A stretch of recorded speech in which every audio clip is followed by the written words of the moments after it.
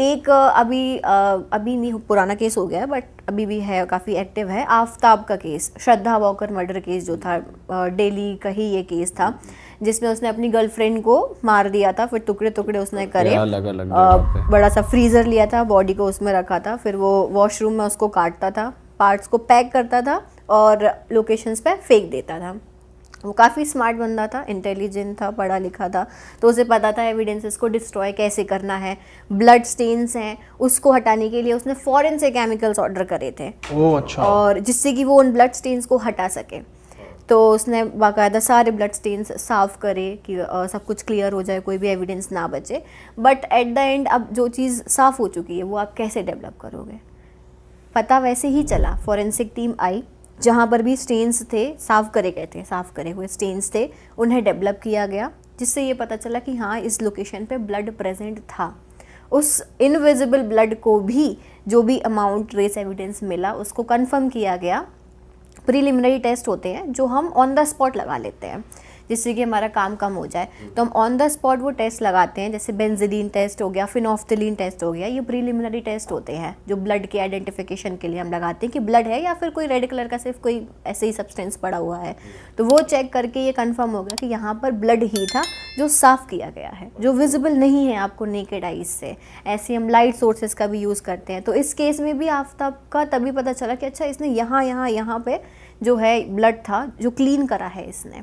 तो forensic team गई तभी ये पता लग पाएगा।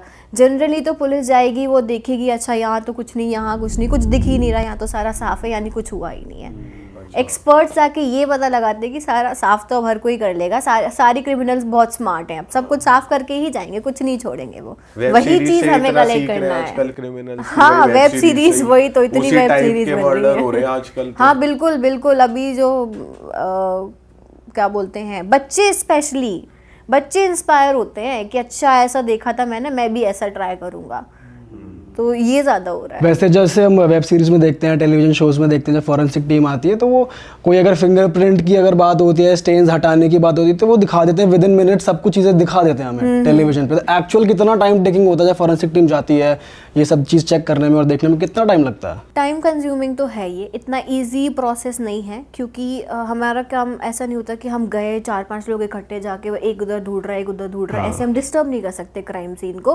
प्रॉपर मेथड होती है सर्चिंग की कि हम जाके किस मेथड को अप्लाई करेंगे, जैसे spiral method, zone method, grid method, strip method.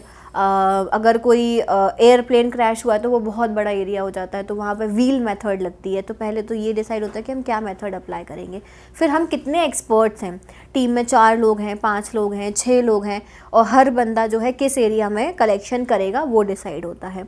फिर उस पर्टिकुलर लोकेशन पे हम कलेक्शन स्टार्ट करते हैं, और हम मिनिमम, ये रहता है हमारा मिनिमम इंटरेक्शन हो क्राइम सीन की चीज़ों से, हम मिनिमम टच करें, मिनिमम डिस्ट्रॉय करें। जितना ज़्यादा आप टच करोगे उतना ज़्यादा चीज़ें डिस्ट्रॉय होंगी। तो हमारा ये रहता है कि अगर हमें पता है कि अच्छा इस तरीके का क्राइम है, तो इतना एक्सपीरियंस धीरे धीरे हो जाता है जब आप मल्टीपल क्राइम सीन्स करते हो कि हमें ये आइडिया लग जाता है ये क्राइम हुआ है, मतलब हमें इस पर्टिकुलर लोकेशन पे एविडेंस मिलने के चांसेस ज़्यादा हैं, तो हम पहले वहाँ फोकस करते हैं और फिर हम कलेक्शन करते हैं। टाइम कंज्यूमिंग है बट इतना भी ज़्यादा टाइम कंज्यूमिंग नहीं है कि पूरा दिन ही लग जाए। बट कई बार ऐसा होता है कि बहुत बड़ा क्राइम सीन है, मान लो ये रूम है, अगला रूम भी है, रोड पर भी जो है हमें स्टेन्स मिल रहे हैं या कुछ है, तो वो एरिया बढ़ जाता है। जितना बड़ा एरिया उतना ज़्यादा टाइम कंज्यूमिंग हो जाता है वो। और अगर ऐसा कोई क्राइम होता है, फिर जैसे कोई मर्डर है या कोई सुसाइड है, तो फॉरेंसिक टीम को डेड बॉडी को हटाने से पहले पहुंचना होता है या बाद में पहुंचना होता है, क्या रहता है रूल्स? यूजुअली कोशिश ये रहती है कि फॉरेंसिक एक्सपर्ट्स पहुंच जाए ऑन द स्पॉट। अच्छा। जाके एक बार वो बॉडी देख ले, भले हमें बॉडी को टच नहीं करना है, बट एटलीस्ट हम एक बार जब बॉडी देख लेते हो तो हमें आइडिया लग जाता है कि ओके किस तरीके का क्राइम हुआ होगा, बॉडी किस पोजिशन में प्रेजेंट है, क्या हालत है। तो कोशिश ये होती है हम पहुँच जाए। बट अगर कोई ऐसी लोकेशन है जहाँ पे एक्सपर्ट्स की कमी है, मैन पावर की कमी है, जहाँ पे एक्सपर्ट आज आ ही नहीं सकते, या रात में हो गया कोई क्राइम कमिट, एकदम मिडनाइट है और टीम अवेलेबल नहीं है, तो फिर वहाँ पे ये बोलते हैं कि ठीक है आप बॉडी को जो है पोस्टमार्टम के लिए भेज दो, फोटोग्राफ वगैरह लेके वो भेज देते हैं। और अगर बहुत कॉम्प्लिकेटेड सीन होता है कि नहीं आपको बॉडी एक बार देखनी ही है, अगर आईओ बोलता है कि नहीं आप एक बार देख ही लो बॉडी, तो फिर ये होता है कि आप रात में ही जाके विजिट करो, या फिर वो अगर 3-4 घंटे हैं तो वो बॉडी को रखेंगे, फिर बोलेंगे आप आ जाओ विजिट कर लो, फिर इमीडिएटली बॉडी को हटा दिया जाएगा। ऐसा कोई कंपलसरी रूल नहीं है कि एक्सपर्ट्स को बॉडी देखनी ही है, हटाई जा सकती है क्राइम सीन से। हमें मेजर काम है क्राइम सीन से, ना ही कि बॉडी से। सपोज कोई हस्बैंड में प्रॉब्लम है, वो बच्चा पैदा नहीं कर सकता, तो वो अपना टेस्ट नहीं करवा रहा है, तो वाइफ आपके पास ले आती है कि सच या झूठ का पता लगाओ। इनफर्टिलिटी का टेस्ट रहता है जैसे, लेकिन वो मेडिकल उसमें ना जाके मतलब इनडायरेक्ट वे से आते हैं। तो जैसे वाइफ लेके आएगी या कुछ और कुछ बहाना केस से बताओ ना भाई, क्या हुआ, मतलब कुछ ऐसे बताओ। अभी जैसे यहीं का केस है, दिल्ली का ही केस है एक। तो उसमें क्या था कि 3-4 दिन पहले ही एक फ़ीमेल का कॉल आया था हमारे पास।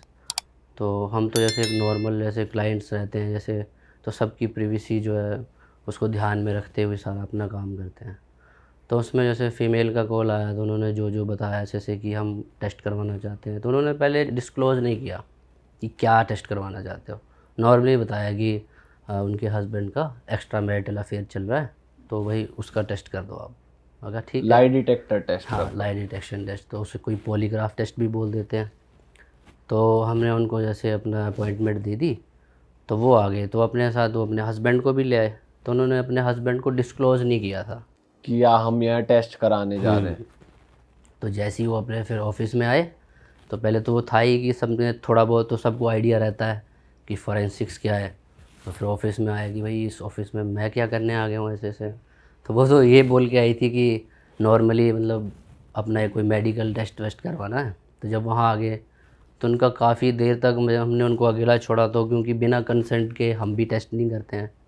तो काफ़ी देर तक उनमें चला रहा कि भाई कैसे करेंगे, क्या होगा, बड़े लड़ाई वड़ाई हुई आपस में। फ्रेंड में उन्होंने जैसे कंसेंट दे दी अपनी, और हस्बैंड की कंसेंट लेके फिर उन्होंने बिठा दिया। तो नॉर्मली वाइफ ने पहले ये बोला था हस्बैंड को कि मैं आपका ये टेस्ट करना चाहती हूँ कि आप मुझे प्यार करते हो या नहीं करते हो। अच्छा। हाँ, वो अभी तक भी नहीं आया था पॉइंट पे। फिर बीच में उसने क्वेश्चन ऐड करवा दिया कि शादी से पहले आपने जो भी इनफर्टिलिटी आपको प्रॉब्लम थी, कुछ था, आपने नहीं मुझसे बताया, नहीं बताया। तो पॉलीग्राफ लाई डिटेक्शन मशीन का ये रहता है कि इसके जो आंसर्स होते हैं वो यस या नो में रहते हैं। अगर जैसे उनको ज़्यादा ओवर एक्सप्लेनेशन का दे दिया जाए मौका, तो वो तो उसमें फिर एक्सप्लेन कर जाएंगे। तो जैसे यस और नो में प्रिसाइज आंसर रहता है उसमें। तो 2-3 क्वेश्चन तो चले, जैसे इसमें थोड़ा रेलिवेंट क्वेश्चंस रहते हैं, उसके बाद थोड़ा कंट्रोल्ड क्वेश्चंस रहते हैं। तो नॉर्मली तो जैसे हमने पूछा उनसे कि कभी आपने कोई ट्रैफिक रूल्स तोड़े हैं, नहीं तोड़े। तो ऑब्वियस सी बात है कि ज़िंदगी में हमने भी कभी ना कभी कोई वायलेशन की होती है ट्रैफिक रूल्स की। तो उन्होंने बोला हाँ हमने किए। इसके अलावा यह आ गया कि कभी आपने कोई झूठ बोला है, नहीं बोला है। तो वो भी होता ही है कि सबने कभी ना कभी झूठ बोला रहता है, तो वो आ गया।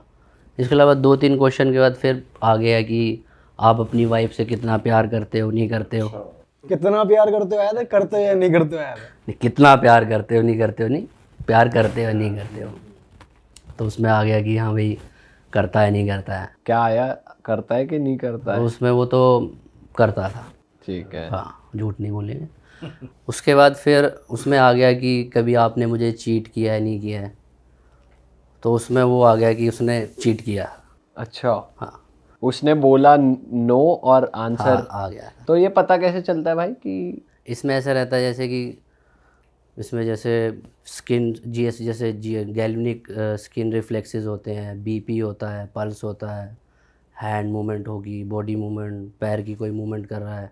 तो मल्टीपल फैक्टर्स रहते हैं इसमें भी। तो उससे क्या है कि अगर कोई एक चीज़ कंट्रोल करने की कोशिश करेगा तो दूसरी चीज़ से पता चल जाएगा कि झूठ बोल रहा है, नहीं बोल रहा है। तो ये काम ऐसे करता है कि जैसे आपने आंसर दे दिया, तो आंसर देने के बाद जो आपकी बॉडी रिएक्ट कर रही है तो उसको वो डिटेक्ट करके फिर बताता है। ओ, तो उसमें उसने बोल दिया। अब इसमें कई बार ऐसा भी रहता है कि कोई किसी ने छोटी चीटिंग की हो, किसी ने बड़ी की हो। छोटी चीटिंग ये हो गया कि मतलब टेक्स्ट वगैरह। हाँ टेक्स्ट वगैरह हो गई। बड़ी चीटिंग फिर उस लेवल की रहती है। तो उसमें वो आ गया कि उसने वो की। तो वहाँ से फिर जैसे ही उससे वो मेन क्वेश्चन पे आए कि आपने कभी मतलब मुझे शादी से पहले नहीं बताया कि आपको इनफर्टिलिटी की दिक्कत है या ऐसा कुछ, तो वहाँ पे तो थोड़ी देर वो चुप ही हो गया, क्योंकि उसके लिए तो शौक था एक ये, उसे तो पता ही नहीं था। वो तो ये वाइफ सामने ही बैठ के पूछ रही है। वाइफ को नहीं बिठाते सामने। अच्छा। कभी भी जिसका टेस्ट करना है उसके सामने कोई भी ऐसा ऑब्जेक्ट, ऐसा कोई भी उसका दोस्त, कोई ऐसा नहीं बिठाते जिससे उसका मतलब ध्यान उस तरफ चला जाए। जैसे आपको बिठा दिया और आपके साथ ये शुभम भाई हैं, तो शुभम भाई को आप देखोगे तो आपका ध्यान उस तरफ चला जाएगा। तो कभी भी मतलब कोई भी ऐसा उनके सामने कोई ऐसी चीज़ नहीं रखेंगे। इवन तक कि कोई ऐसे इमेज टीवी या इस तरह का भी नहीं रखते हैं ताकि वो ध्यान ना भटका पाए, कंसंट्रेट कर पाए उस पर। तो वाइफ नहीं रहती है वहाँ। तो टेस्ट करते हुए सिर्फ 2 ही लोग होते हैं? हाँ, जो एक टेस्ट करने वाला होगा जिसका होता है। तो उसके बाद फिर जैसे ही वो पूछा तो वो तो एकदम साइलेंट हो गया, बोला ही नहीं कुछ भी। फिर उसके बाद धीरे धीरे उसने ये किया कि अब मैं कुछ नहीं करूँगा तो इनको वो लगेगा कि भाई वो, तो उन्होंने भाई झूठ बोल दिया। उन्होंने क्या कहा? उन्होंने ये कहा कि ऐसा कुछ नहीं था, मतलब यस और नो में हमने क्वेश्चन इस तरह से तैयार किया कि थी आपको इनफर्टिलिटी की दिक्कत है, तो उसने बोल दिया नो, नहीं है दिक्कत, जबकि थी उसको। और वो मशीन पे पकड़ा गया। तो उसके बेसिस पे फिर वो रिपोर्ट्स लेने आए। उसके बाद फिर हमने रिपोर्ट्स वगैरह दी उनको। रिपोर्ट्स कितने दिन में आ जाती है? जैसे पेंडेंसी पे डिपेंड करता है। जैसे हमारे अपने पास जैसे केसेस की पेंडेंसी ज़्यादा है तो थोड़ा सा डिले हो जाता है, वैसे तो 1-2 वर्किंग डेज़ में उसको हम कर देते हैं। भाई इस केस में ऐसा होता है कि जैसे मान लो अब इतना टाइम बाद रिपोर्ट आई है, 1 दिन 2 दिन बाद, तो हस्बैंड या कोई भी बंदा आपको ब्राइब करे कि मेरी वाइफ तक नहीं पहुंचनी चाहिए, कुछ आपको पैसे ऑफर करता है, ऐसा होता है आपके केस में? आते हैं, ऐसा भी होता है। उसमें काफ़ी क्या, मोस्ट ऑफ द केसेस में ऐसे ही करते हैं लोग। लेकिन वो होता है कि थोड़ा सा अगर हम एक केस में ऐसा कर देंगे तो आगे भी कोई फ्यूचर में नहीं आएगा। अरे वाह, आपने ये वीडियो यहाँ तक देख ली भाई, तुमने हमारी मेहनत सफल कर दिया। तुम ही लोग हो असली रियल हिट। और अगर आपको बहुत मज़ा आ रहा है ऐसी क्लिप्स में, ऐसी वीडियोस में, तो फटाफट जाइए प्लेलिस्ट पे बिंज वॉच कीजिए और सारी वीडियोस देख डालो और मौज काटो। That is it. हम मिलेंगे नए पॉडकास्ट में, नए क्लिप में। Till then bye bye, see you, take care, do subscribe.